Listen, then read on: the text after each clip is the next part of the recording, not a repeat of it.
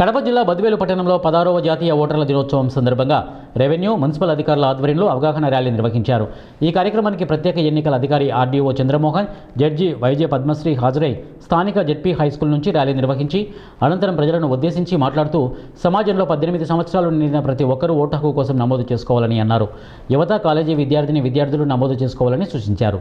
ఈ కార్యక్రమంలో head master Venkata Subbareddy, municipal commissioner Vakamala Narasimhareddy, BLO Kalyani, revenue అధికారులు మరియు మున్సిపల్ అధికారులు, ప్రజాప్రతినిధులు పాల్గొన్నారు.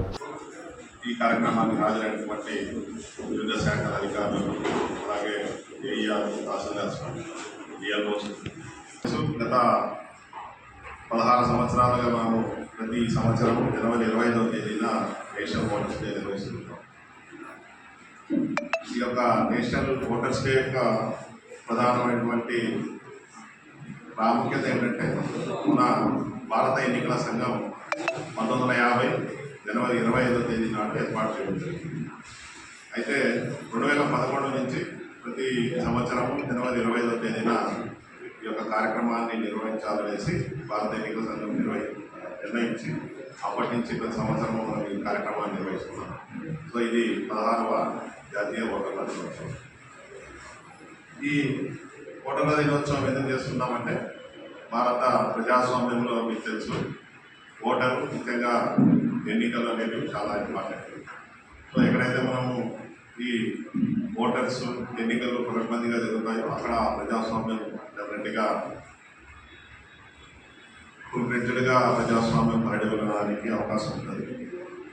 సో అందుకోసం ఓటర్లు చైతన్యపరిచేదానికోసం అందరూ కూడా ఓటర్లుగా నమోదు చేసుకోవాలని, ముఖ్యంగా యువత యొక్క ప్రజాస్వామ్యంలో భాగస్వాములు అయితే ఖచ్చితంగా ప్రజాస్వామ్య భవిష్యత్తును ఆలోచించి తగిన విధంగా వాళ్ళు దిశానిర్దేశం చేస్తారని తెలుస్తూ యువతని ప్రోత్సహిస్తూ, అలాగే మన ఓటు హక్కు మన ఒక్క లేకపోతే ఏమవుతుంది అని అనుకుంటున్నాం. దాంతో కంపేర్ చేస్తే మనకి విలేజెస్, గ్రామీణ ప్రజలందరూ కూడా చక్కగా ఓటేస్తున్నారు. మేము కూడా ఎంత పని ఉన్నా, ఎంత ఒత్తిడి ఉన్నా కూడా ఓటు వేసే రోజు వచ్చినప్పుడు ఖచ్చితంగా మేము ఎక్కడెక్కడి నుంచి వచ్చి జాబ్ చేస్తుంటాం. సో మా సొంత ఊరికి వెళ్ళి ఓటు హక్కును మిస్ చేసింది అయితే ఎప్పుడు లేదని ఖచ్చితంగా. సో మనము డిపార్ట్మెంట్స్ నుంచి వచ్చున్నామని, సో మీరంతా ప్రజలకు దగ్గరగా ఉంటారు.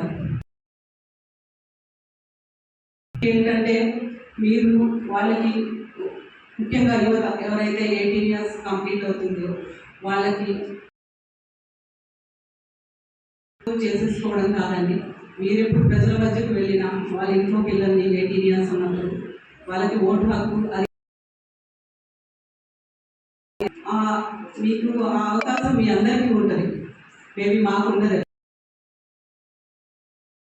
ప్రజలకు ఒక అవగాహన కలిగించడం కోసమే ఇప్పుడు మన ఎన్నికల సంఘం అనేవాళ్ళు ఓటర్స్ డే అనే వినియోగించి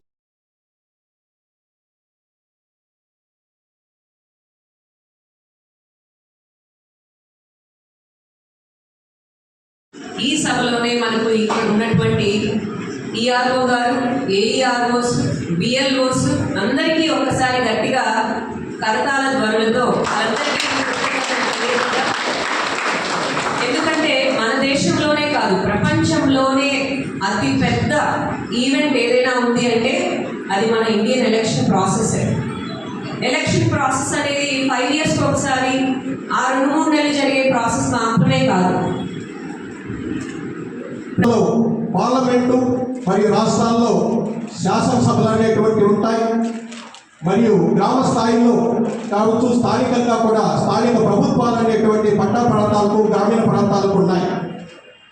3 రకాలైనటువంటి, మొదట్లో 2 రకాల కళ్ళు తెరవనప్పుడే మన దేశంలో ఓటింగ్ జరిగింది. నేను గతంలో కూడా బిఎల్ఓకి చెప్పున్నాను. మనది డైనాసిటీస్ అంటే చోళ డైనాసిటీ, చోళ సామ్రాజ్యం ఉన్నప్పుడే ఉత్తర నది కాపర్ ప్లేట్ ఇన్స్క్రిప్షన్లోనే మనకు కుండగలి అనే ఒక సిస్టమ్ ద్వారా ఓటింగ్ జరిగింది. అంటే ఇప్పుడు 10th centuryలోనే మనకు ఓటింగ్ జరిగింది. 10వ శతాబ్దంలోనే చోళ సామ్రాజ్యం ఉన్నప్పుడు ఉత్తర నది కాపర్ ప్లేట్ ఇన్స్క్రిప్షన్లో మనకు కొన్ని ఆధారాలు దొరికాయి. మనకు